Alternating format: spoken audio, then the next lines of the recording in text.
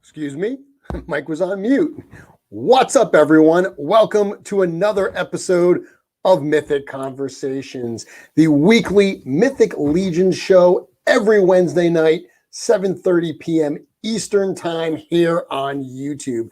I am your host, Jeremy Gerard. I am a Mythic Legions collector and customizer.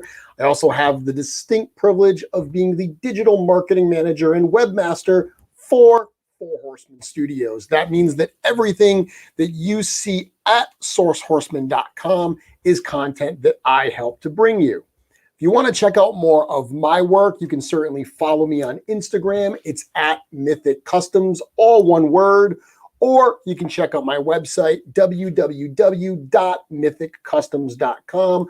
Try to post all of my customs there, including lots of photos, lots of recipes. Been a little negligent lately. I haven't updated it in a little while, but I'll get back to it pretty soon. There's still a ton of stuff that you can check out there now. Of course, in addition to those locations, I'm always here every Wednesday evening for this show. This is the show where we talk Four Horsemen Studios and Mythic Legions news. We talk about Mythic Legions customizing. We talk about third-party companies. We have some fun. We get a chance to hang out together and share our love for Mythic Legions. And it is called Mythic Conversations for a very specific reason, because it is a conversation. There is a chat in the the feed that we're doing here. If you have any questions along the way, any comments on what I'm talking about, hit me up in the chat. I do my best throughout the evening to check those questions out and to answer any of the questions or any of the comments that you are making. Hello to everyone who has joined tonight, whether you are here live. And thank you to everyone who's catching this on replay. I know a lot of my fans overseas, where it's a little late at night to be watching me live, they catch us on the replay on Thursday mornings. Cheers. Thank you very much for checking it out as well. So tonight's show is going to be a fun one. I've been looking forward to this all day. There's a ton to talk about. There's going to be a lot of different subjects, a lot of different things to talk about. There's a lot of things going on in the world of Mythic Legions right now that I want to address in the news section. And if you've been following my feeds, you've probably seen that I've been posting a number of my own personal projects recently. Some pieces that I'm super excited to finally be able to reveal to everybody. Pieces that have been honestly in development for 6 months in some cases are finally coming to fruition. So I'm going to show those tonight. Tonight's going to be an opportunity for me to talk about some of my personal projects, talk about some of the ideas behind them, show you some sneak peeks of some additional things that are coming out. I've got some cool announcements to share as well. Let's get started. What do you say? Thank you all. So we always start with Mythic Legions news. Obviously, the news that a lot of people are buzzing about right now is the email that was sent just an hour or so ago, hour and a half ago, to Mythic Legions fans. Now, I know some people may not have gotten the email. I know other people are asking in the cabal whether or not it was actually legit. I had a few people actually message me directly to ask me if the email was legit. It is totally legit. So if you didn't see the email came from the new Shopify store. So you may know that the Four Horsemen, their previous store used a system called 3D Cart.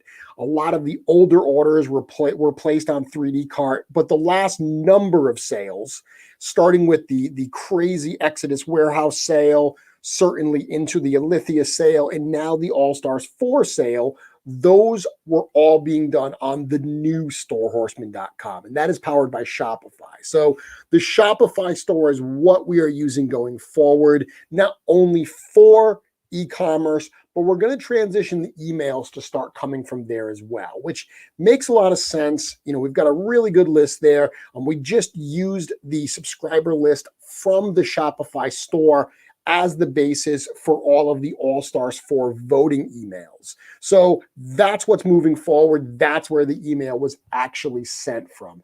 If you've ever placed an order on that store, you should be getting the emails. Certainly, if you haven't placed an order, but you signed up for the mailing list, you should be getting it as well. If you don't see it, check your spam folder. Make sure that you are getting emails from Shopify. But let's talk about the subject matter of the actual email. It was around not only an in-stock sale for All-Stars 3, but it was also talking a little bit about the plans going forward to really change up the way sales are done. In-stock sales are done on the website. Now, pre-orders are not going away. The model that the Four Horsemen use, which is one that as a toy collector I absolutely love, where they do a pre-order. It's for a period, a set window of time.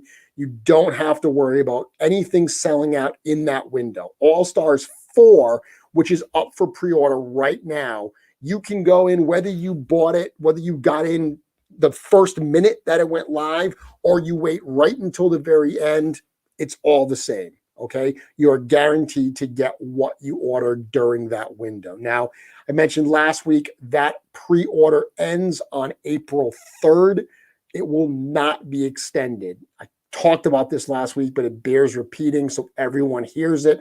It will not be extended this time. So if you want to get in on the All-Stars 4 pre-order, you got to make sure you get in there before that period. Now, once that period's done, yeah, they will be available from the third-party sellers like Big Bag Toy Store, like Mallfish, Empire Toy Shop, and LegionsShop. LegionsShop will be carrying All-Stars 4 as well. So you can get any of those. You pay, either in some cases, it's a small, pre-order fee, a small deposit. In other cases, money's not due until the items arrive. If that works for you, that's certainly an option as well. But if you want the lowest cost possible, the lowest price possible, you got to get in there before April 3rd. So pre-orders are not changing, but in-stock sales are. So in the past, you've heard probably, especially if you're new to Mythic Legions, you've probably heard the craziness about in-stock sales, where unlike pre-orders, which are get in, order whatever you want, an unlimited amount, and you are guaranteed them. In-stock sales are a limited quantity. Basically, what happens is when the orders are placed, the horsemen order a certain number of extras to use for a sale, an in-stock sale at the store. And in the past, it would also be to use at like shows. So when they would do conventions and they would do cons and shows, they would bring usually the most current wave of whatever they had in stock. And they'd oftentimes would bring cases of other stuff as well, just things that were lying around, usually not in huge quantities because they didn't have huge quantities.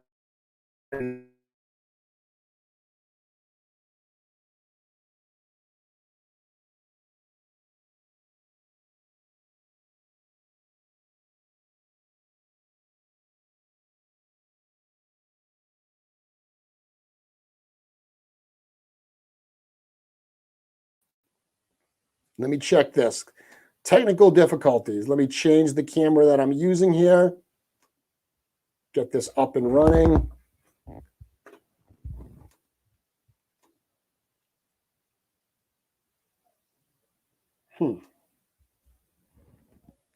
So hit me up in the comments if you guys can still actually hear me talking, because I'm not actually sure what's going on the user's end at this point. Can you guys hear me, or is everything totally out?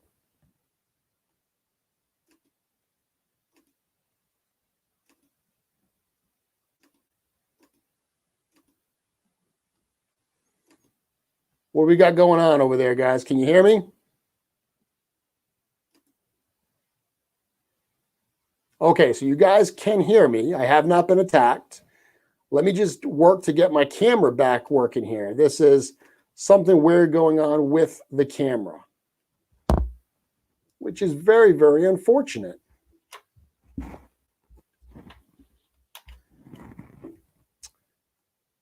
Okay. Well, was bound to have problems at some point, right?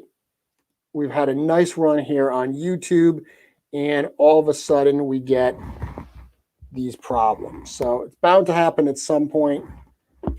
I'm working to get this resolved while I talk to you. But what I was actually saying there, I can at least continue kind of the talking point a little bit. What I was saying was this is going to change over to be something a little bit different that's kind of meant to, in some ways, replace the experience of going to shows. Oh, man.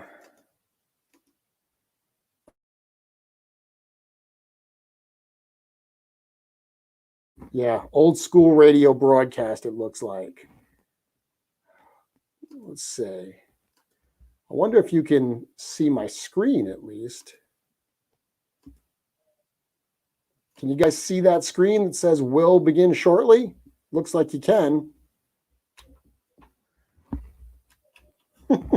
So at the very least, maybe that's what I'll do. Maybe I'll just have to do that. I have to just show some stuff. Oh, what a headache.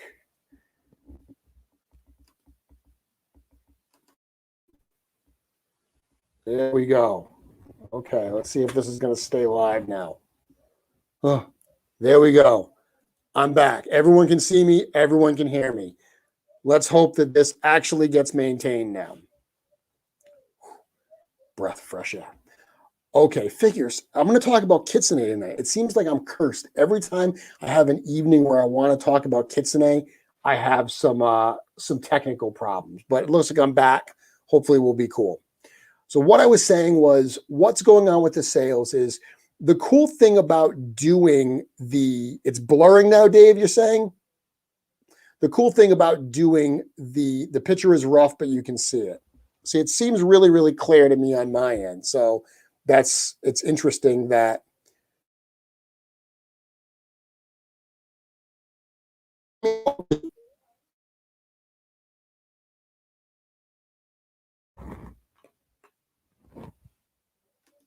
trying to change this.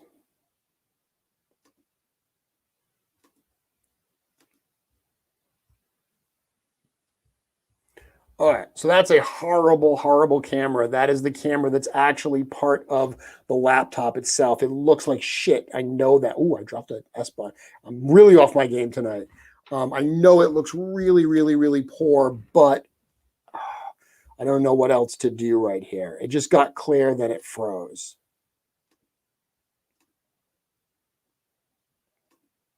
Back to the original camera. All right, we'll see what we can do. Try this one more time. What they're trying to do with these sales is replicate in some small way the experience of being at a show where you never know what's going to be on the table. You go, you're excited, you don't know what you're going to actually see. So that's what's going to be going on. So starting next Friday at 3 p.m. Eastern time, they're going to release a limited number of All-Stars 3. Okay, so it'll be those 7 figures from All-Stars 3. The entire wave will be available, but it will be in limited numbers. The reason they're doing limited numbers and not everything they have in stock, for instance, is because the goal here is to get these orders turned around fast. Okay, what they want to be able to do is the orders happen on a Friday. Over the weekend, they package up because they know that the bulk of those orders are going to be right up front.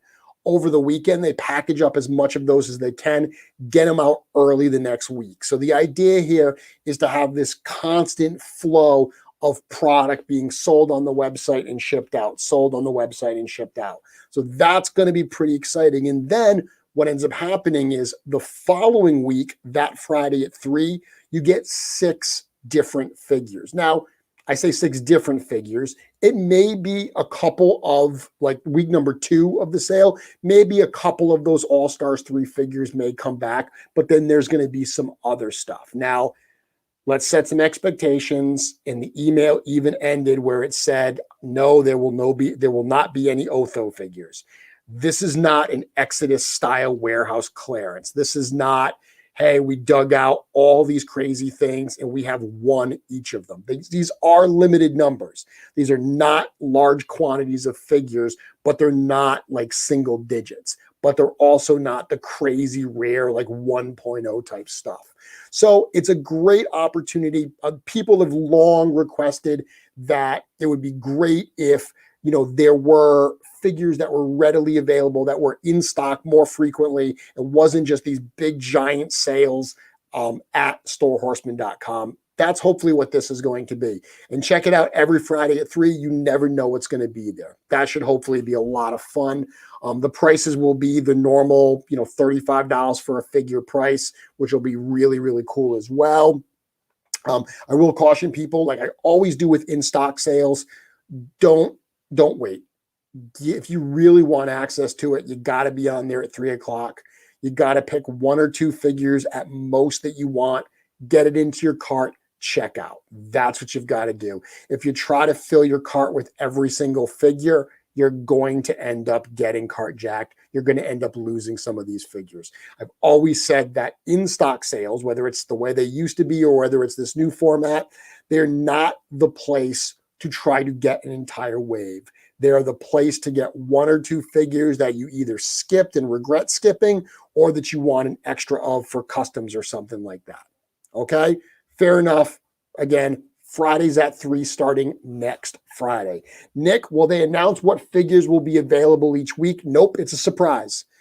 Other than this first week where they are telling you it is All-Stars 3. All-Stars 3, those 7 figures will be week 1. And again, it's not this Friday, it's next Friday, the 19th. That is the only time I believe they are going to announce exactly what it's going to be. Everything else, every other week, it is going to be a surprise. So you got to come on at 3 o'clock to see what is going to be there. So should be fun. Other news going on, we already talked about All-Stars 4. That's really cool. Mythic Legions Tactics. So a lot of people have been asking, what's up with Mythic Legions Tactics? When are we going to see those Backerkit surveys?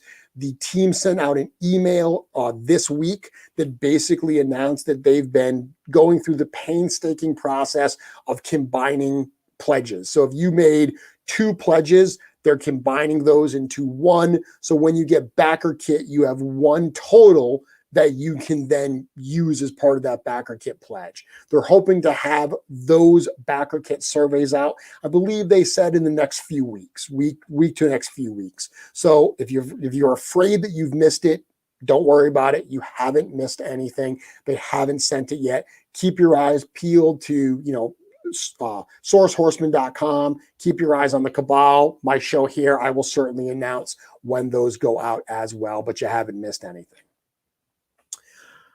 Those are probably the 2 biggest news pieces that we have. I'm like afraid to touch my computer here. I'm afraid I'm going to lose my camera again. Yeah, Curtis says, you need to change the subject. The in-stock conversation is breaking the internet. It was interesting that a lot of people were genuinely like, is this true? Is this true? Yeah, absolutely true. Hopefully it'll be a lot of fun. I know that from a fan perspective, I'm excited for the quick turnaround. I'm excited for being able to go in, get a figure or 2 and get them turned around and have them the following week. That's going to be a lot of fun. And then you get to do it all over again. And the goal here is, Aether is close. Equidron is close.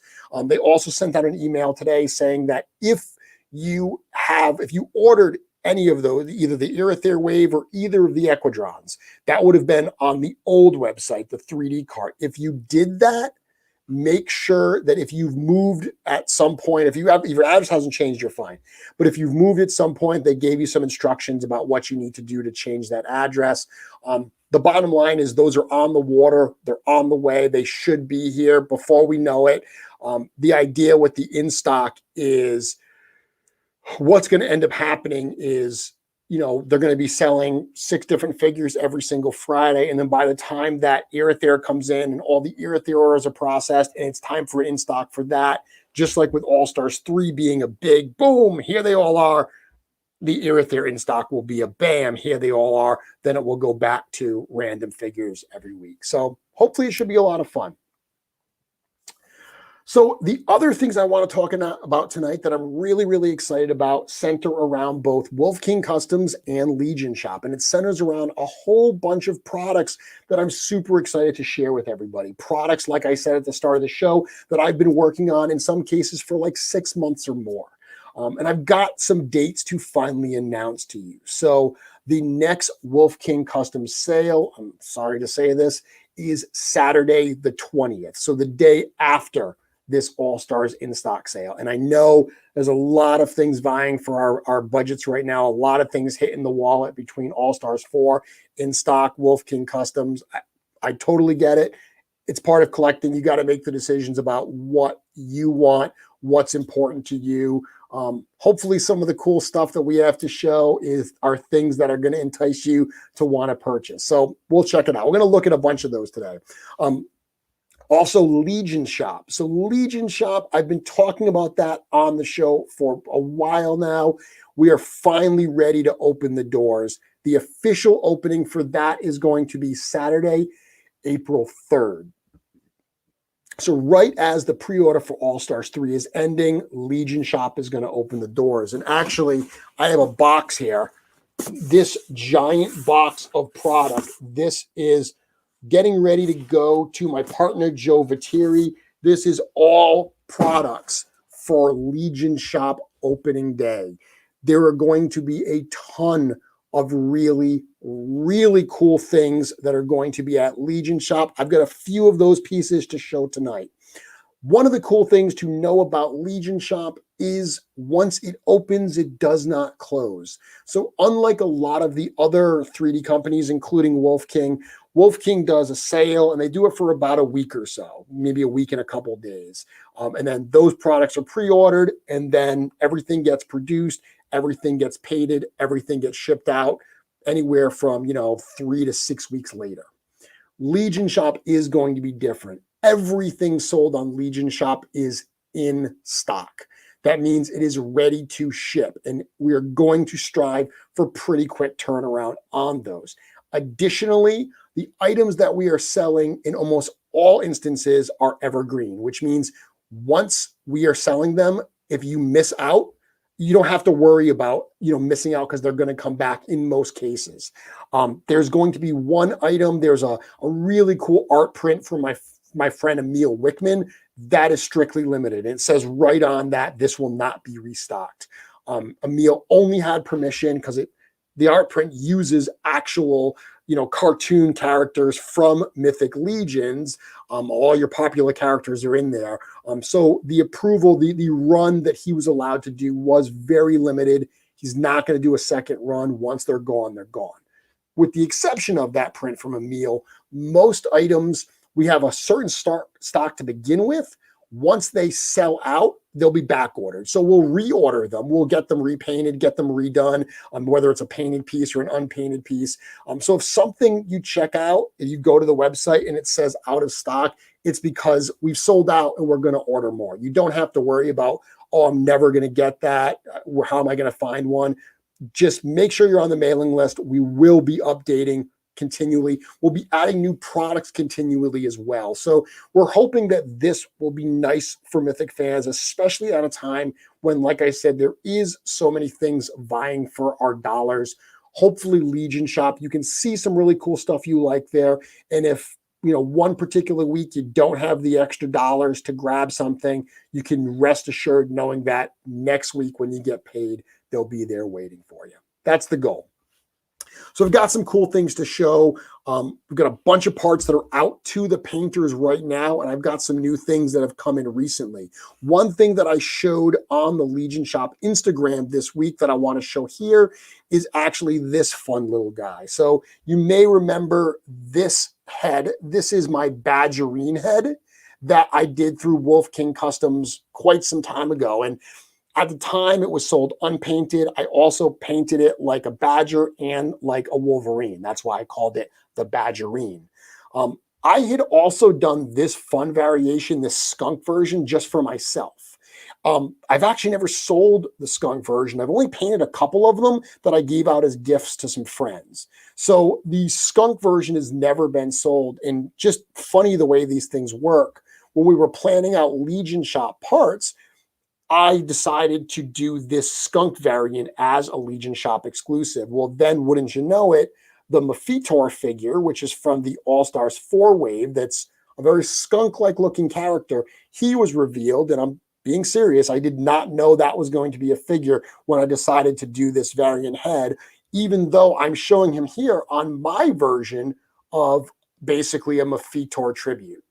So this is one that I did a long, long time ago. Love this character. Love this little skunk head on it. So you may want to pick up an extra Mephitor figure if you're into the skunk head and you want to add that to your actual Mephitor figure. So that's something I showed this week. Now, this next thing I'm super excited for. I just got this in today from Strupp Family Crafts. Okay. So how many of you got the Baron Valigar figure from All-Stars 3 and were super excited for it? And then they showed the Baron Valigar figure from Alithia, and you were like, what the heck? That version is so cool. That's going to be my Baron Valigar. What do I do with this other one, right? No problem. I know that I thought that when I saw that new Baron Valigar, I was immediately like, that's going to be my interpretation of the character. But I had ordered a couple Baron Valigar figures. I actually had a few and I ordered a few more. So I was talking to Strupp Family Crafts, and one of the first things that I asked them to do is a piece that I just got in today that's going to be part of LegionsShop for day one.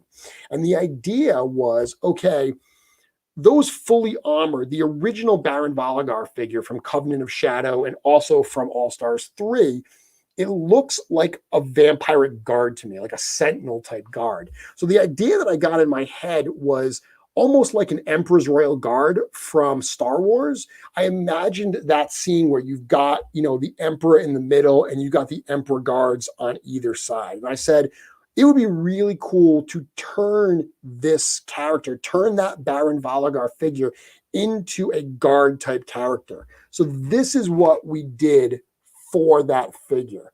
This super cool robe. It's got, look at that.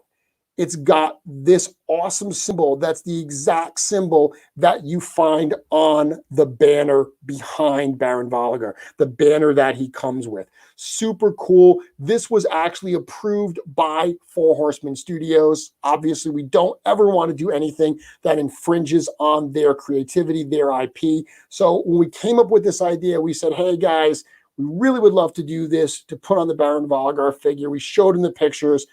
Are you cool with this? And they were like, yeah, that's awesome. No problem at all. So very, very cool that not only is this a really neat robe, and what's cool about it too is you can see it's got a slit in one side, just like the Emperor's Royal Guard robes would have. You can flip it on either side. So you can put it on either side that you want. So you could have one position this way and then one position the other way, kind of mirror images of each other. The spear, he's got the pauldron on one side. It's got a nice elastic at top. And if you've ever seen any of Brenda Strupp's creations, you know that the quality is top notch. This is no different. I just got this in, like I said, I haven't even had an opportunity to take some promo photos of it yet to share with you. So you are seeing this on Mythic Conversations for the first time. Really, really like the way that's going to look. Super, super cool. So happy to share that with you. Once again, Saturday, April 3rd. If you're not signed up for the newsletter on LegionsShop yet, do so. Those will be available. But once again, all the stuff on LegionsShop is presumably evergreen. If anything sells out, that's great. For us, it's great for the artists. We will be ordering more. You will not be shut out. If you see something you want there, I will make sure you get it. Very, very cool. So I want to shift a little bit now, and I'm going to start talking. I'm going to talk a little bit more about LegionsShop as we go, because I do have a couple other pieces that are LegionsShop products, but they're part of these these series that I've been sharing recently. So over the last few weeks, I've started sharing some of these series that I helped create along with my friends at Wolf King Customs. So these are all characters and designs and series that I've conceived. And typically what happens is I have an idea for a storyline. I have an idea for characters. I sketch out ideas, and I have a sketch of one of the characters to show you tonight so you can see a little bit behind the curtain. But I sketch out the ideas of what I want, and then I work with my friend Walter DeMarco of Mass Customs to help bring those ideas to life. So I'm kind of designing the characters. I'm providing the sketches, the control art, the all of the inspirational information for that, and then Walter is actually doing the sculpting.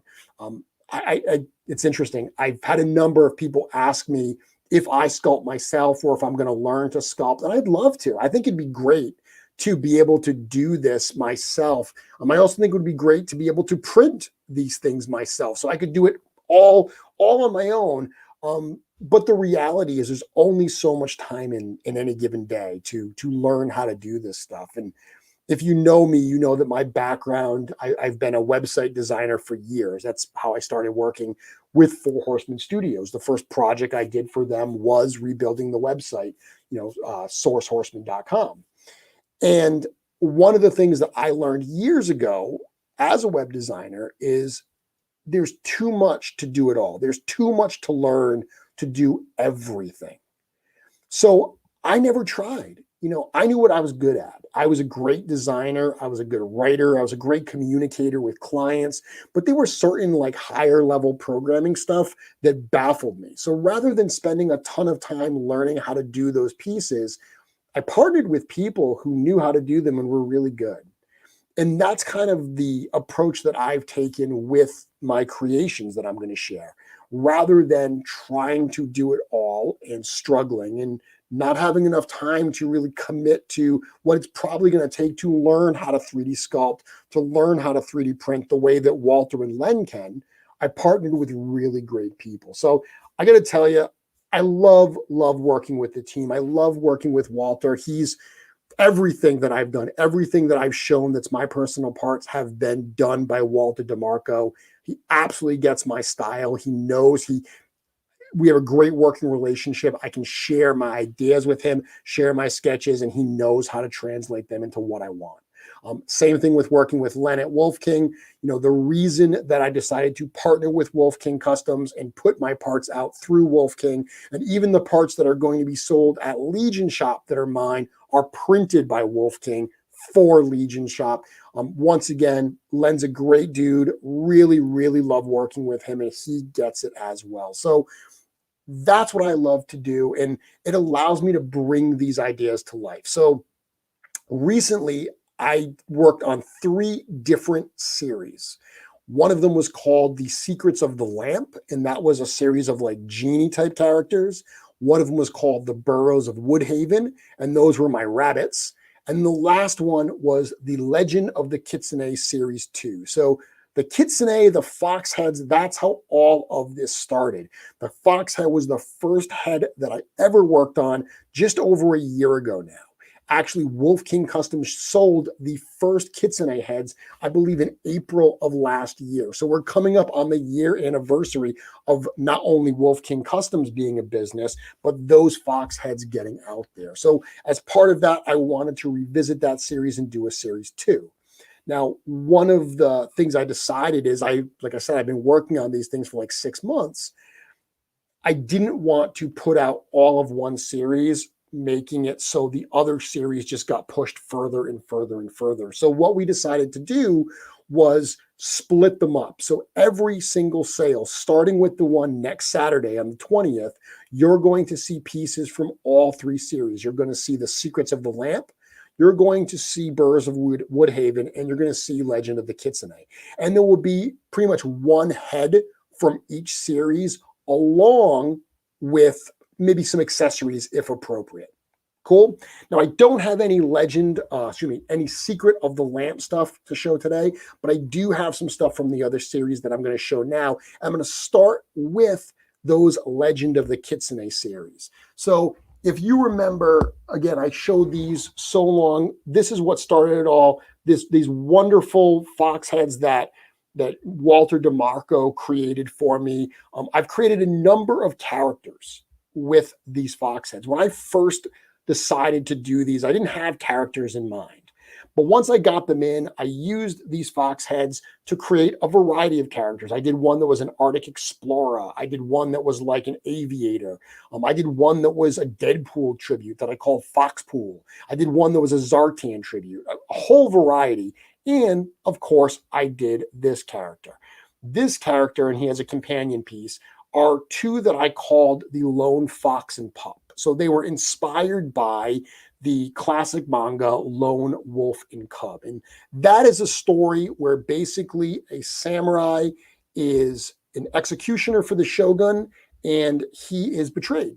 He is betrayed, his family is killed, and he is told that he has to, kill himself. And he's like to regain his honor. And he says, no, I'm not going to do that. In fact, I'm going to get revenge on the people that betrayed me. So I took that storyline and I tweaked it a little bit, because the way that I imagine my characters is the Lone Fox and Pup. And if you follow my Instagram, I started sharing the story this week where I imagine it that same way where, this race, this Kitsune race, this is one of the characters in that race. And he was a warrior for the Lord of the Kitsune race, basically, of their kingdom. And he was betrayed by someone who was jealous. So rather than, decide to lay down and, be disgraced, he decides that he's going to fight back. And he leaves the name behind. He leaves his Kojima Swiftblade. He leaves that name behind, and he takes on the name Kickapoo. So the name Kickapoo is a fun little nod to my friend Travis from the Legions Cast podcast. Travis is not the brightest bulb on the tree. Travis couldn't remember how to say Kitsune, so he called the fox heads Kickapoo. And I thought it was really, really funny, so I've embraced that, and I've actually now called the character Kickapoo. Love that. A lot of fun. So that is the basic storyline. So when I started doing Legends of the Kitsune Series 2, I said, let me embrace this idea of Lone Wolf and Cub. Let me embrace that thing and change it and tweak it to make sense for me. Now, in Lone Wolf and Cub, the assassin and his young son, Daigoro, the character in the actual manga is called Ogami Ito, and his young son, Daigoro. They travel Japan, basically seeking revenge. And they're not heroic characters, really. I mean, he's really out just for revenge. He's not really out to help others. There are some issues that he does help people, but it's almost by accident. I don't really imagine my characters that exact way. I imagine it more kind of like Lone Wolf and Cub meets the A-Team. So if you think about the A-Team and like that whole premise of, they were framed for a crime they didn't commit. Now they have to get revenge and clear their name. And in the process, they're going to help a whole lot of people, and they're going to go on these adventures. That's kind of how I imagine my Lone Wolf and Pup. So Lone Fox and Pup. So they are out there. They are trying to get revenge. They are trying to figure out what was done to them, how they can reclaim the honor of their family's name, and all the while they are helping those they encounter who need their help. So today, you may have noticed that I shared some of the first pieces from Legend of the Kitsune Series 2, and I'm going to show them right here. Now, in Lone Wolf and Cub, the bad guys that they go up against literally all the time are it's a whole clan of these characters, and they include these ninja assassins. So this head is one that I shared today that I'm super excited to finally show. This was the first piece that I had Walter create for me as part of this new wave, and this is my awesome ninja Kitsune. Because I have my samurai Kitsune, and because in Lone Wolf and Cub, the characters go up against these ninjas, I imagined this as my army building type character. I call this actual character the Shadows of the Yokai. So yokai is a Japanese term that basically means ghost or spirit. It's a demon type character, a monstrous type character. So I've taken that word and I've used that for the clan name for the bad guys. And the shadows are these basically, group of assassins that are going out there to hunt down the lone wolf. Excuse me, I keep saying that, the lone fox and pup. And I have them right here. Wonderfully cool piece. And a few things I want to point out. I also want to point out these awesome swords. So these really cool swords, and I actually have a picture of them here. Let me bring those swords up. These swords here are actually, oh, wrong one. Boom. Little sneak peek of something I want to show you in a moment. Sword 2 is what I get. So these fun swords were actually created by Anthony Houseel at the Toy Forge. So Anthony did these and he sent them to me as a little gift. And I was really excited about them. And Anthony had no idea that I was doing these Ninja Fox characters. But as soon as I saw these, I said, oh man, these would look wonderful with my ninjas. Can we please, do these and sell these as well? So we made some changes to them, got them ready to sell, and these are also going to be available. So let me tell you where they're going to be available. These sword sets and this head, these are going to be available at LegionsShop. And the reason for that is because LegionsShop is evergreen. This is the kind of piece that I imagine people wanting more of. It's a great army builder type character. I can imagine people wanting this beyond just a 1-week sale. So this head is going to be available from LegionsShop. And it's a cool head. Someone pointed out, Abby said, so good, love that you use the elbow pieces for the pauldrons. This is a super easy recipe. All this body here is just a Goblin Legion builder body. Now, I did paint the lower arms, the lower legs, the little pauldron here, and the chest. I painted that with just a flat matte black just to give it a little contrast from the rest of the body, but that's totally optional. It's a very minor thing. What I did is the actual elbow armor on the back of the elbows, I popped that off, just painted the little black piece there so you couldn't see the little white plastic that may be left over. I pulled those off and I just glued them right here to the tips. And I like that it almost makes kind of like a cool like tunic type top there. It's not as big as what the normal pauldrons would be. And it actually makes the arms look so much sleeker. Let me show that. Let me bring up that picture again and you can see it. Here's that picture again. You can see the arms are really sleek. Love this head. Love this kind of build on this character. And based on the feedback that I got today, it seems like people really dig this as well. Really fun character. Adds a really unique type of character, I think, to your Mythic Legions display. And check it out. Notice anything missing from that neck right there? Yeah, there's no blue tack on that. I know some people get really excited about this. This is actually a snap fit. Fits on super nice, super tight. Really cool. So if you're really excited about that snap fit head, guess what? It does that. So love this figure. Love these swords. The swords from Toy Forge will be available at LegionsShop. Not for the first sale, so not for April 3rd, but soon after we will have these. They will be available both painted and unpainted. And these Ninja Kitsune heads, these will be available also both painted and unpainted. Now, I said earlier today that I imagine these characters as like a Legion builder, okay? Like there's tons of them. But I also wanted to create a version that was more of a commander type character. So I haven't shared this yet, but I have the commander here. Now, you're not going to really see much of a difference looking at it here. So let me bring up the actual picture.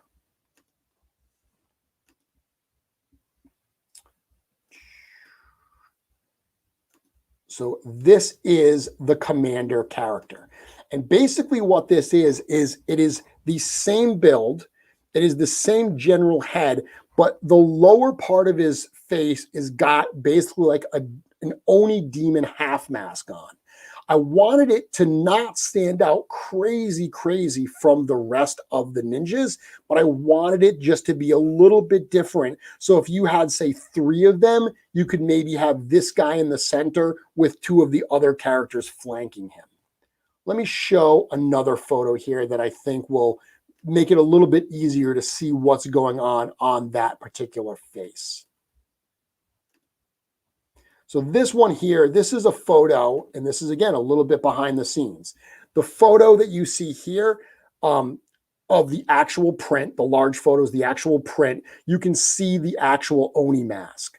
And then on the other side, you can see the rendering from Walter and some color studies that we did. So we just did a bunch of different colors just to see what it would look like. And in this particular case, we actually colored the fox orange. I imagine the shadows obviously being, a dark colored fox, a black fox. But that's a really cool little variation. So this particular one, the commander, will be available from Wolf King Customs, and this will be available next Saturday. So on the 20th, this particular head will be available, and then the Army Builder ones will follow at LegionsShop soon after. Really cool. Love these characters. I have another picture of him here where he's actually holding the swords, and you can see them kind of all together.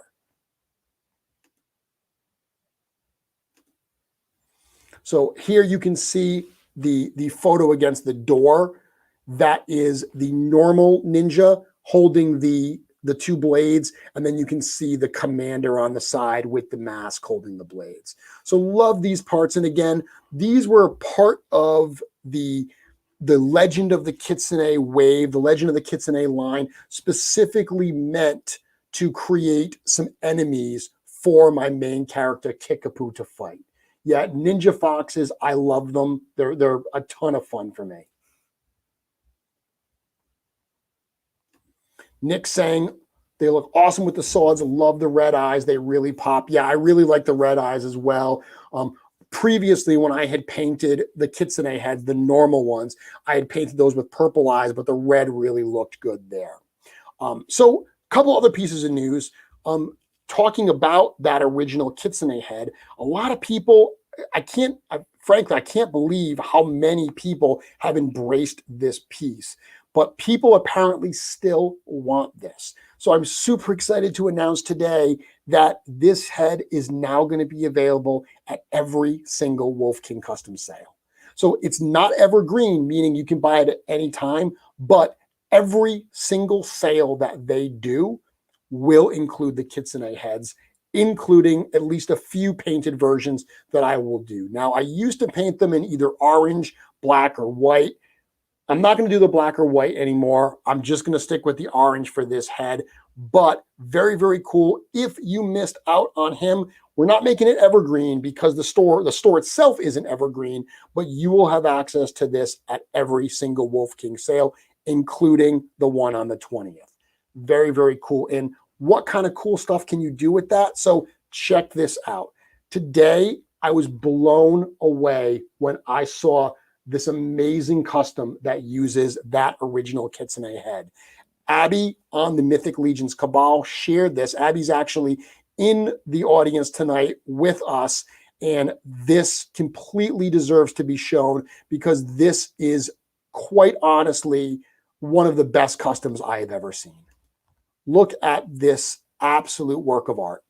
So Abby took the Kitsune head and she did a ton of work here. She created this awesome neck fur piece for it, which we're actually looking into possibly doing a neck fur piece add-on based on how great Abby's looks. She also created these wonderful feet, and the paint job that she used is just gorgeous. And on top of all that, Abby wrote a wonderful storyline for this character. She made it kind of a cousin of my Kitsune. She made it a different kind of character that's more filled out, that's more integrated with the realm of mythos. Absolutely love what she did here. I cannot say enough of how inspired I was by this piece. I was so inspired by this particular piece from Abby that I actually decided to change one of the ways that I paint my Kitsune. So this is the original Kitsune head. It's the way that I've painted it forever. And the way I've always painted it is with just some black eyes. But she did something really cool where she like painted the eyes black and then white, basically white eyes over it. So they're kind of rimmed in black with white. And I really, really like that. So I decided to do that for a new piece. And guess what? I'm going to share something really cool with you right now. The first set of Kitsune, Legends of the Kitsune parts that are going to be available are the ninjas. The next one that's going to be in the next sale after is this head. A lot of people have asked for it, so I did an open mouth version of the Kitsune. That stinks, right? That's a horrible way to show this picture. Guess what? I did snap a shot before the show went live. It's just here on my table, but check that out. So this is a sneak peek here. I did not intend on showing this originally, but I was so inspired by seeing Abby's piece today that I decided, you know what? I think I'm going to share this with everyone today. The eyes on this, you can see I've painted them white, rimmed in black. That is totally based on Abby's style. I loved what she did there. I just said, you know what? That's great. She's told me that my customs inspired her, and it is wonderful that things come full circle. Abby inspired me today to make some changes to the way I paint a piece that I've painted literally hundreds of times. Love this piece. This is a really fun variation on the sculpt because a lot of people have asked for a more expressive head. So if you love this character, you want a new version, this is going to be a second version for you to enjoy. It's got the ears back. It's got the open mouth. Very, very cool. So those are just some of the pieces coming from the Legends of the Kitsune series. And there's more. Those are just a couple. So those are going to be, once again, to recap, the Ninja Commander, the Shadows of the Yokai Commander, that will be available next Saturday from Wolf King Customs. The awesome Kitsune swords, this 2-pack of these 2 blades, one large and one small, from Toy Forge. Those, along with the normal Shadow of the Kitsune head, a Shadow of the Yokai head, I should say, those will be available from LegionsShop soon after. Super, super excited. And there's more to come. Okay, there are more characters in the Legend of the Kitsune series coming, including the Snarling head. This will be available in the Wolf King Custom sale after the next one, as always, both painted and unpainted. So those are one things I want to share with you tonight. And once again, thank you for all the kind words that people have given me on all of those characters. Trust me, there's lots more for me to reveal about my Kitsune characters in the future that I can't wait to share. But I want to move on. I want to talk about another series that I'm excited about, and that is called the Burrows of Woodhaven. So the Burrows of Woodhaven was a line that when I said I've been working on some of these for 6 months, that's the one I'm talking about. If you are a regular Mythic Conversations viewer, you probably know that middle of last year, I was talking about working on rabbits, okay? The rabbits that I worked on were specifically this line here, these Burrows of Woodhaven. And it's really, really interesting because it's been an interesting project for me to work on in a couple ways. When I first conceived it, I wanted to create a couple hero characters and a villain character. So I worked with Walter. I created some sketches. Oh, speaking of that, actually, I did have one more thing to show, just because people like to see behind the scenes stuff. If you're actually interested, one of the first things that I gave to Walter, and I'm not sharing this as an example of wonderful art in any way, but just so you can see behind the scenes, this is a rough example of a first sketch that I did for that Ninja Kitsune. So this was the first idea where I was trying to illustrate to Walter what I meant by, I mean, literally I said to him, I want to have a fox wearing a ninja mask with an Oni half mask on the bottom of his face. So by doing this kind of the way it lays out, really, really rough, when I'm sketching, I'm not trying to create a wonderful piece of art. I'm trying to create a diagram that explains what I'm looking for. So really, that's what I'm going for here. But I figured I had this on my desktop today when I was working about everything, when I was going through everything. So I said, hey, it's relevant to the conversation tonight. Let me show it. But back to the rabbits, when I started working on these, had this idea for a couple heroes, for a villain. And then when I got it in and I started playing around with it, ironically, what happened was I created this guy. So if you've seen him, I posted him a couple weeks ago on Instagram as a joke. Okay, so if you've been following my friends Emil Wickman and Lord Stephen Bishotti, you've seen their awesome God's Fire series. So their God's Fire series of all of their, Templar type night monster hunters. They're really, really cool figures, really, really cool characters. But it makes me laugh because Stephen and Emil take themselves so seriously. Like they are so into it and so serious that I couldn't help poking fun at them. So I had this particular head and I threw it on a Templar body. I even gave him a little carrot in front there. And I pretended that he was a character called the Hopper because all their names are like the Believer and the Judge and the Faithless. Again, super serious stuff. I thought it would be really fun to poke fun at them a little bit and create a Templar rabbit. And the story I wrote for this character was he's kind of following in the shadows of God's fire, trying to impress them, like doing all these heroic deeds to try to gain their attention and impress them, but they have no idea he even exists. He wants to join them so badly, they have no idea he even exists. I thought that was a lot of fun, and I did it genuinely just to poke fun at those two guys. Let me show you some better pictures of him right here. I got a couple. So these are some better photos here where you can see that head. You can see the little carrot that he's got in his chest there. And that carrot is actually a piece from a Palisades Muppets figure. But I just thought it worked really well here. And Lord Stephen has said it's real to me, which if Stephen says it's real to him, that means that this guy must be God's fire cannon. So what happened when I did that was I said, I created a story around this character, and I liked the idea of having stories within stories. And this was right around the time that I watched the animated series on Netflix called Watership Down. Now, Watership Down is a very famous book. It was on my reading list for years and years. I just never got around to reading it. But I watched the show recently, and I did enjoy the show. But one of the things I liked was that there was a character in Watership Down that was a storyteller. So I decided that, you know what? I'm going to use that idea of a storyteller because in Watership Down, this group of rabbits, and they're just regular rabbits. They're not anthropomorphic characters. But I wanted the rabbits to really love stories. I wanted them to really, the race, I call the race Lapine, I wanted them to revere storytellers above all else. So in doing that, I created this character here. So this character is a character that I call Dickens. And really, really love the way this guy came out.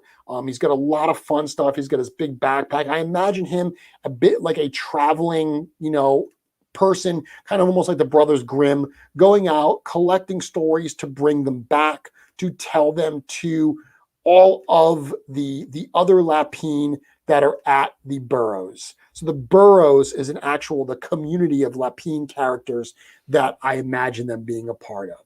Here's a couple pictures you can see of Dickens the storyteller. And I got a few more that are against just a black background where you can see it.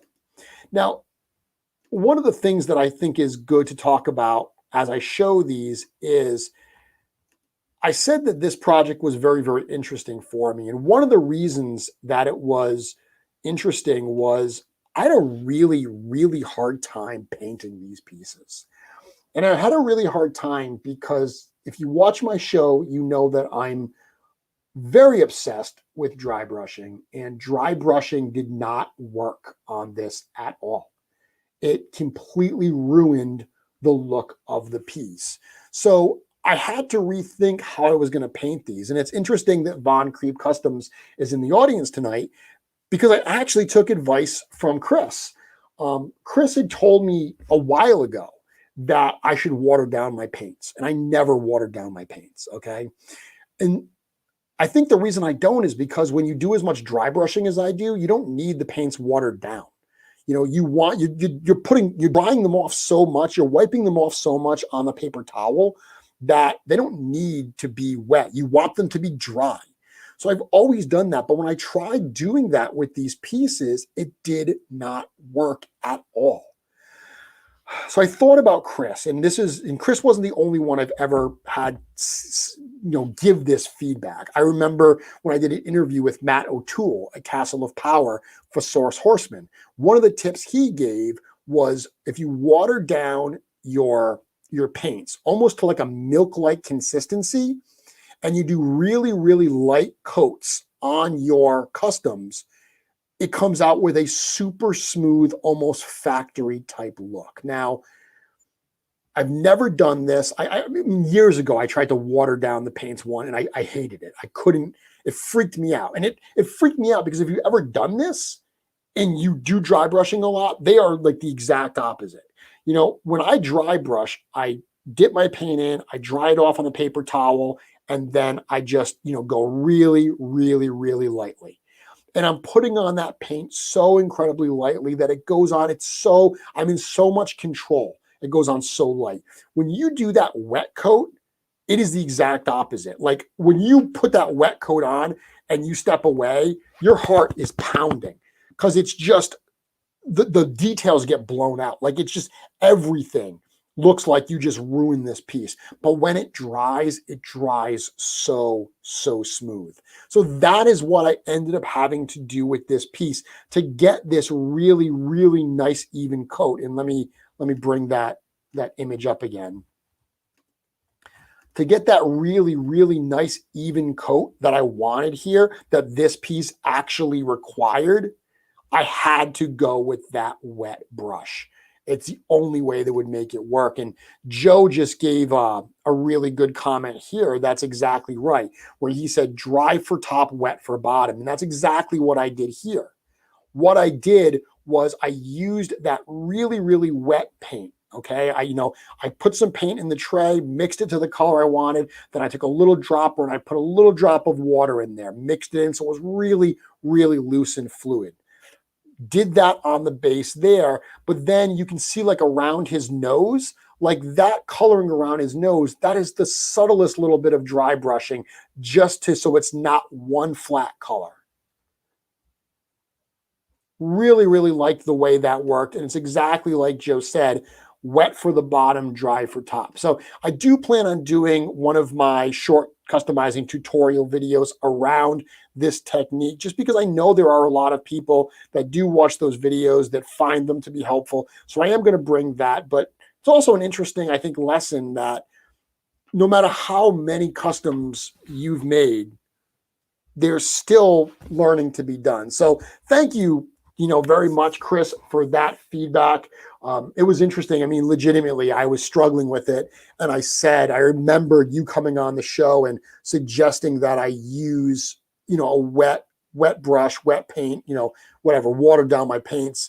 And it worked wonderfully. It gave that coat that I wanted so, so, so well. And it helped me create my character of Dickens. So that is the character, that is the storyteller, and that is the setup for the Burrows of Woodhaven.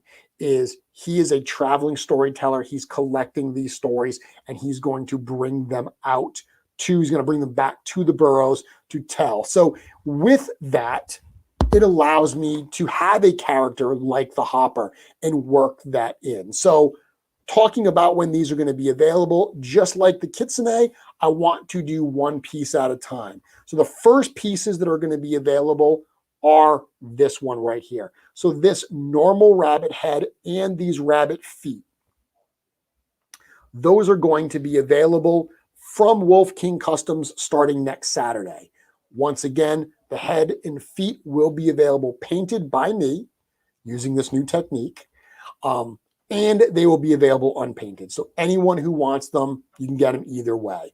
Just like I just showed with the Kitsune, no blue tack. This is another really cool pop fit type piece.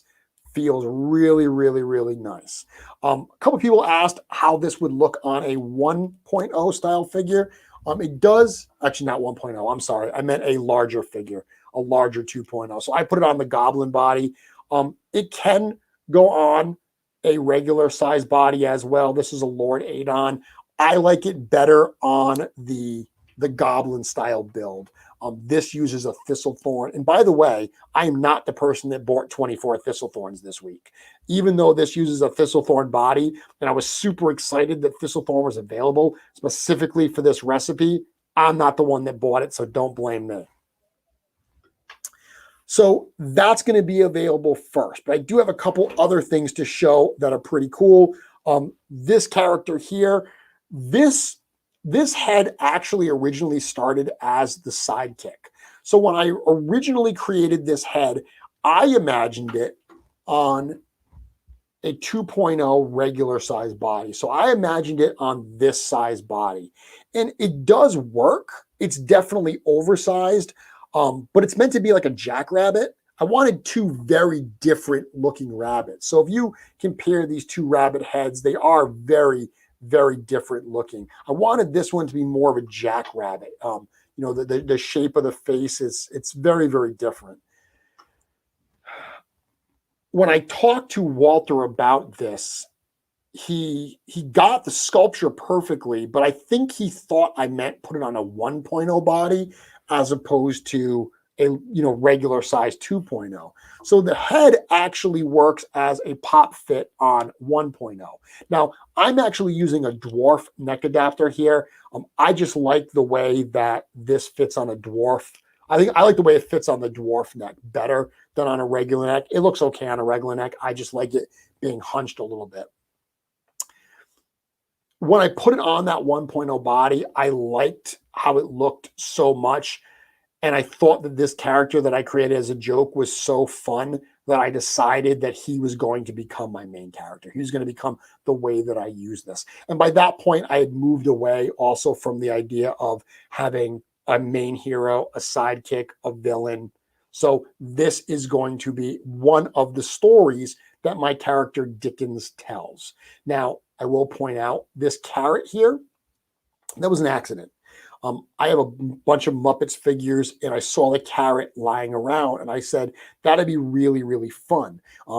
Interesting bit of trivia. This carrot actually was sculpted for Palisades by Bill Mancuso. So Bill Mancuso actually works as the utility man, the jack of all trades for Four Horsemen Studios. So I guess that has a little bit of a Four Horsemen connection to it, right? But I thought it was a fun little addition, and it worked so well that I talked to Len, and I said, Len, we have to sculpt a carrot. We need a carrot. So he's working on that now. At some point, it may not be for next week's sale, but at some point, they are going to do 3D printed carrots. So if you want to give your Lapine hero a little carrot as well, you will be able to do so. This particular head will be available in the next Wolf King custom sale, not next Saturday, the one after that. My hope too is that by splitting these up a little bit, it's not like you feel like, oh, I'm going to buy all of these, there's 3 different rabbits, 4 different rabbits in one sale. Do I really need 4 different versions? By splitting it up, hopefully it will give you some different ideas and certainly make it, maybe a little bit easier on your pocketbook. One last piece I'll show is actually something else that happened by accident. So when I was first painting this piece, remember I told you I messed it up. So I did some dry brushing on it. I really didn't like how it came out, and I scrapped it. So I put it aside, and I said, I got to start over. I started with a whole new piece, different painting technique, got what I wanted. But I had that original piece, and I didn't want to waste it. So I spray painted it black, start over, and I said, well, what can I do? And I looked up and I said, are there any black rabbits? Like, what is a black rabbit from mythology? And I saw some different black rabbits from different mythologies, and I landed on the black rabbit from Watership Down. So coming full circle, I started doing the project, had to figure out how I could work a black rabbit into my display, and then landed on Watership Down and said, oh, there's a black rabbit in Watership Down. And it made me watch the show, which then helped me, kind of visualize the storyline I wanted to create. So I took that black rabbit, and in Watership Down, the black rabbit is basically death. And it reminded me in a way of like the Sandman comic series. So if you've ever read the Sandman comic series by Neil Gaiman, the main character of Morpheus, Dream, the Sandman, that main character appears differently throughout the entire series. Not only because different artists draw him differently, but he appears differently because it depends on who is perceiving him. So, for instance, there's a wonderful story called A Dream of a Thousand Cats. And Dream, inside of that story, is a giant cat because he's interfacing with other cats. So they would imagine their Dream Lord as a cat.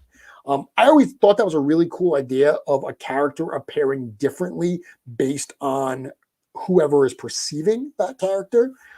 So when I saw about the black rabbit from Watership Down being essentially death, I liked that idea that, of course, rabbits would imagine their version of death being a rabbit. So what I decided to do was paint that character and create a new story based on the rabbit version of death. So that's what I did here. And I don't have any photos of this guy yet.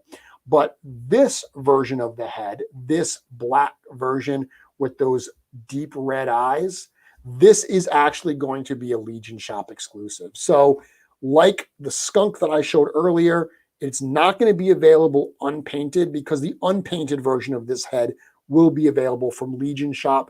But if you're not a painter, if you dig buying the painted pieces and you want to create a character, you can do that with this head. And this is another actually really easy recipe to do. All I did here is I took a Goblin Legion Builder body, right? I put on the black rabbit feet, the black rabbit head. In this case, I did use that little piece from a Black Series Kylo Ren that you know that I love to use.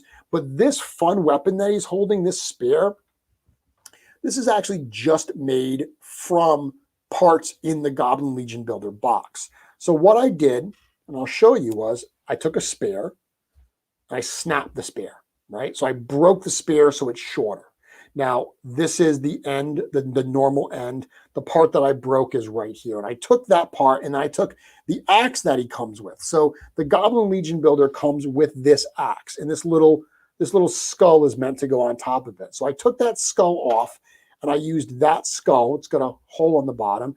I used that skull and I just put it right there to make like a little skull top piece. And the last thing I did was I took this little spike. So this little spike is what comes for the Goblin Legion Builder, the mast head on the back.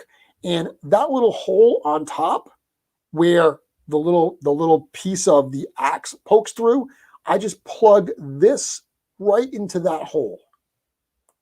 Plug it right in there, and you end up with this cool new weapon that's basically this like spear that's got this skull right on top of it. So I thought that was a cool weapon to use for my rabbit version of death. And this will be one of the stories that my rabbit storyteller tells. I've got my Hopper story, this Templar, which will be available. And by the way, when he is available painted, he will be available painted in this white style. So you could just pop it right on top of a Templar and have your version of Hopper. And this black version, this Rabbit of Death, will be made for LegionsShop. Well, this guy, the main character of Dickens, the storyteller, he will be available, again, both painted and unpainted, on Wolf King Customs. The Grim Hopper. I like that a lot. That's a really funny name.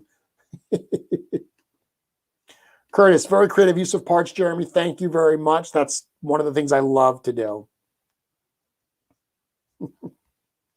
Awesome. So those are the pieces I wanted to share with you today. Thank you for indulging me on those. As you can tell, I work really, really hard on creating these ideas, on working with the team, and it taking as long as it has. This is kind of that moment where you get to reveal it to everybody, and it feels wonderful. It feels wonderful to actually be able to finally share it and for everyone to get close to being able to use this for themselves. And like I said, the amount of people that have used this original fox head, it blows my mind. It has found an incredible audience. So I'm happy to build on that idea.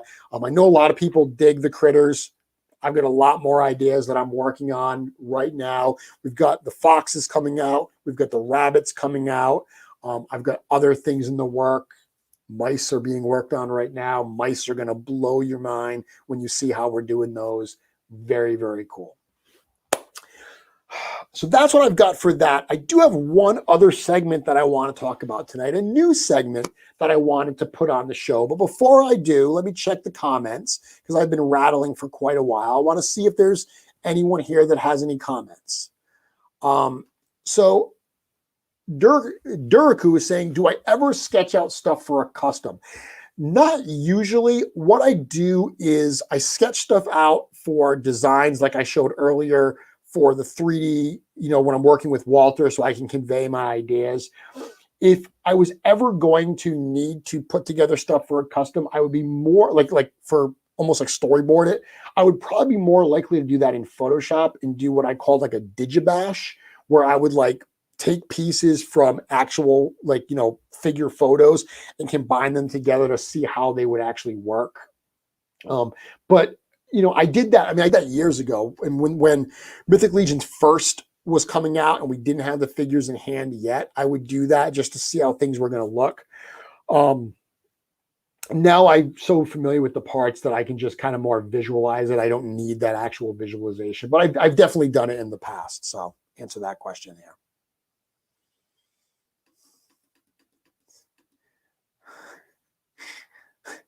Lewis saying the Muppet line was amazing. I love the Treasure Island Kermit. Absolutely. I've actually used his sword in a custom, and I have the figure in the other room as well.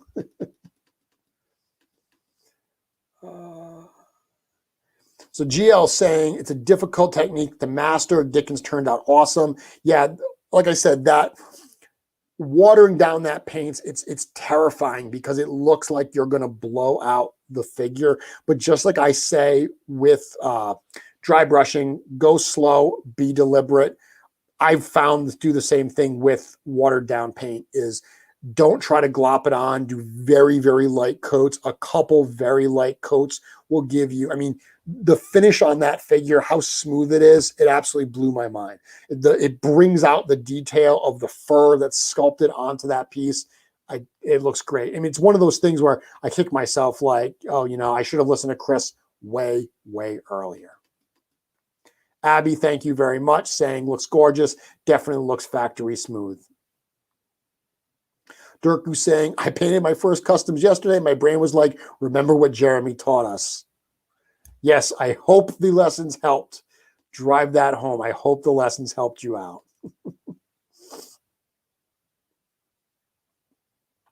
GL saying, for the mice, I'll be sharing that in David Peterson's Mouse Guard Twitch stream for sure. Very, very cool. Yeah, I'm super excited for those. There's another project going on right now that is actually a critter and a non-critter. I have a whole non-critter thing going on right now, which, as you know, I don't usually do. But the mice are right after that. So hoping to get those finished pretty soon. And then there's a whole process. Once you'd actually be surprised how much work goes into this. Once the initial sculptures are done, there's test prints done. So then Len will send me a number of test prints. And there are some pieces that right out of the gate are perfect. So a number of people have been getting the Akupara turtles in, which were sold in the last Wolf King custom sale. There were 2 turtles that were done. There was the heroic character like the tortoise, and then there was the evil character, the snapping turtle. The tortoise was right out of the gate perfect. The minute we got that printed, it printed wonderfully. It fit wonderfully. It's exactly what we wanted. The snapping turtle had to go back to get resculpted 3 times. And the big problem with that was I imagined it on a dwarf body. And originally, the placement of the hole was like right under the head. The dwarf neck kind of comes forward, so it needed a scoop out of the back of the head. And that was something that we really didn't realize until we had test prints and said, this doesn't fit right. So we had to go back to Walter. He had to make some sculpting revisions, new prints done. So there's a process. I mean, like I said, in some cases, parts are done months and months before they ever even get shown, much less sold. So once the mice are done, it'll go in through that process. There's some complex things that we're doing on the mice that are going to be pretty unique. So it's going to require a bunch of testing, and it's going to be pretty cool. I cannot wait for them. So love the show. Would you know if builders would be available in the future in stock sale, or if those will be coming later down the road? P.S. Painted my Wolf King turtle heads yesterday. So awesome. Just talking about the Aquapara. So I cannot reveal what will be available. All I can say is they've heard you. They know you want access to builders. They've heard you. That's all I can say. So the last thing I want to do before we call it an evening is a new segment. I may not do it on every single episode, but I certainly want to do it on some episodes. And it was actually based on a conversation I had last week with Nikki. So last week, Nikki Nicole Cheney joined me as my guest. And prior to the show, we were talking kind of backstage about what we wanted to talk about and what the format was going to be. And she said, hey, I'm going to ask you a question on the show. What do you think, well, in your opinion, what is the, how did she phrase it? What is the most underappreciated figure? And I was like, that's a great question. And I have an answer for that. And she said, I do too. We'll talk about it. And we forgot. We just talking about so much other stuff. We forgot to talk about our most underappreciated figure. So I said, you know what? Maybe not just talk about underappreciated figures, but this is a Mythic Legions show. It is obviously very custom heavy, but I do like to talk about Mythic Legions as they are, because the reality is not everyone's a customizer. And I want people who may not be customizers to still enjoy the content as much as possible. So I am going to talk as well about just standard Mythic Legions figures. And this is a figure that I love so much that I don't see a lot of people giving love to. And I realize they don't give him a lot of love because he's hard as hell to find. My most underappreciated figure is Sir Galeron. Absolutely love this figure. If you've never seen Sir Galeron in person, he is one of the figures that photography does not do justice for. Especially back in that Mythic Legions 1.0 wave. That was long before Trevor Williams was taking the photos. The photography did not capture the true look of the figures. And that was especially true for characters like Sir Ignatius, Sir Galeron, and Ornn Steelhide. Their armor colors are so unique and so rich that you couldn't really tell in the photos what armor color they were. But Sir Galeron, he's such a unique figure because he's the only figure in the line that has this color. He's my favorite of all the knight figures. And I know all the Templar fans are going to say that's blasphemy, but Sir Galeron is absolutely one of the most beautiful knight figures. I think the most beautiful knight figure in the line. And Curtis is actually saying, who? Yeah, there's a lot of people that don't even know who this figure is. They've never even seen him. He never comes up for sale. Like, he's one of those figures that you've probably just never seen him for sale anywhere. He's got this wonderful, rich, maroonish type armor.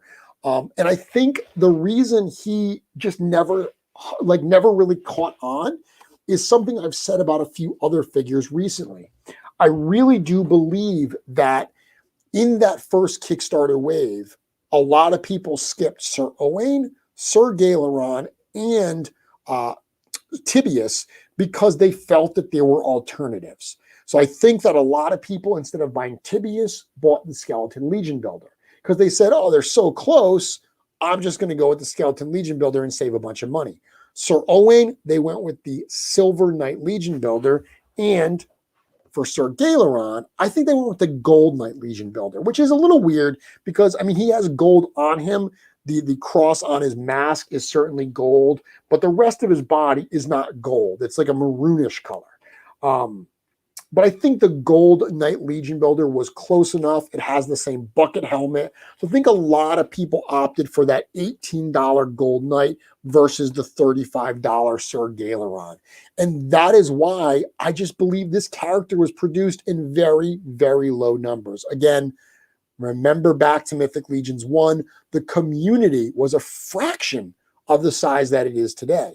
So the least selling figure in a wave today, unlike, say, a Lithia, is probably produced in almost the same numbers as the best-selling figures back with Mythic Legions 1, which means some of the lesser popular figures on Mythic Legions 1 were produced in really, really low numbers.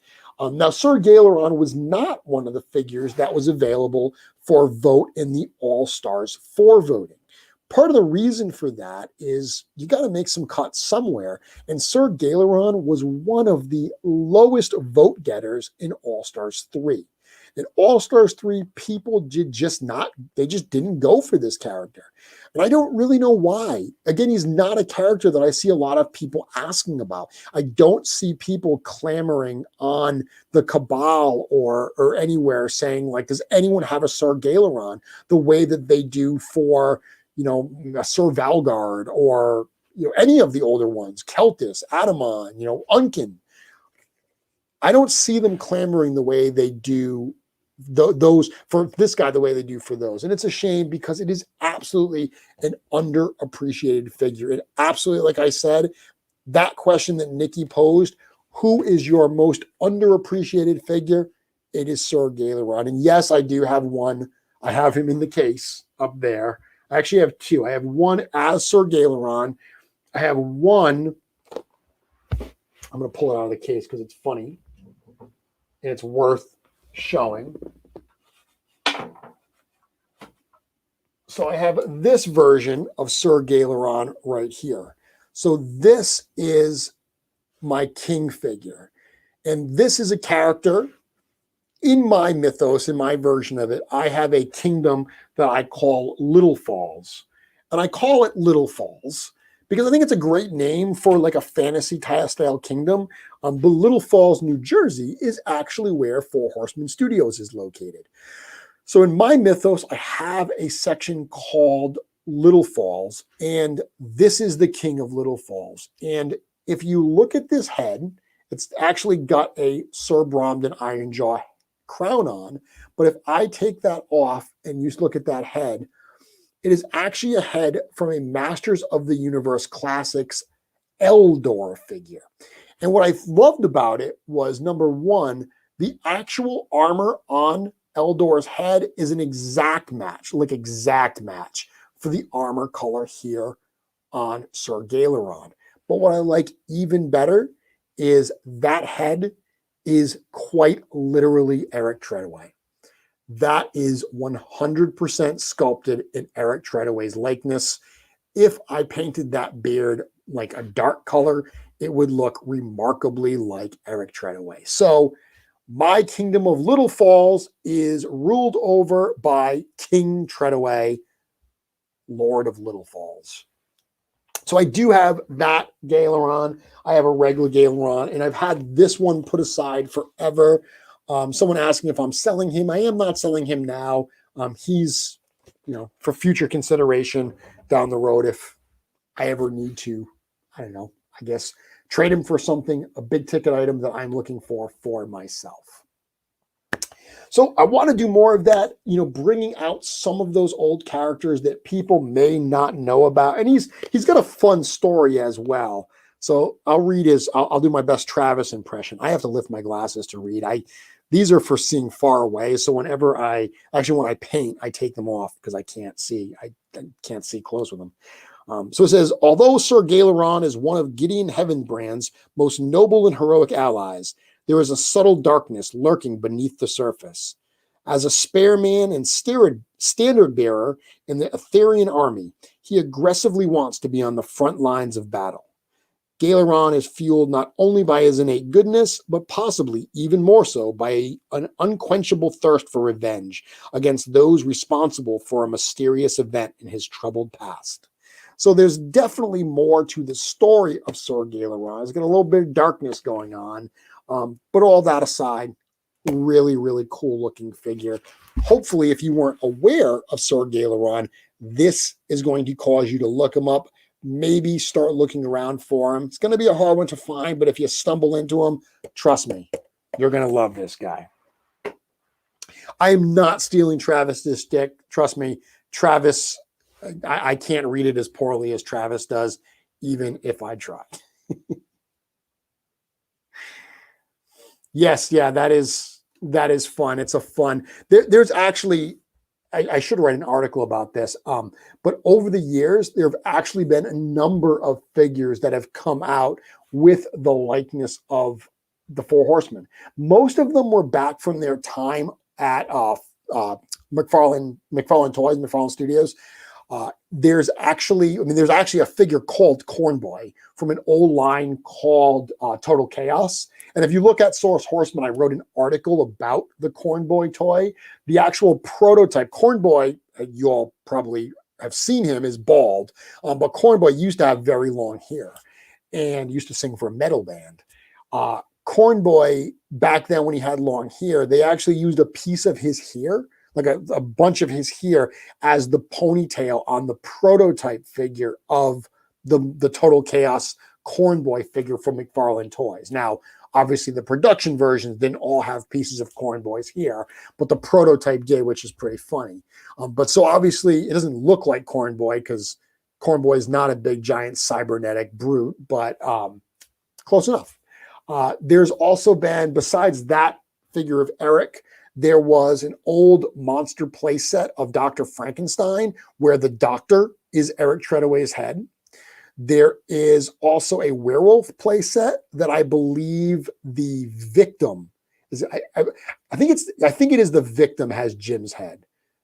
I'm almost positive that's the case. It's either the human version of the werewolf head, or I think it's the victim's head has Jim's head on it as well. But it's actually pretty funny.